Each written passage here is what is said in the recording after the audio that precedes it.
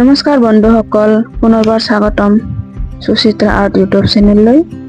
আজি লৈ আহিছোঁ পাৰ্ট 3 শেডিং ভিডিঅ', যেটো পাৰ্ট 1 আৰু পাৰ্ট 2 ভিডিঅ' আপলোড কৰি দিছিলোঁ।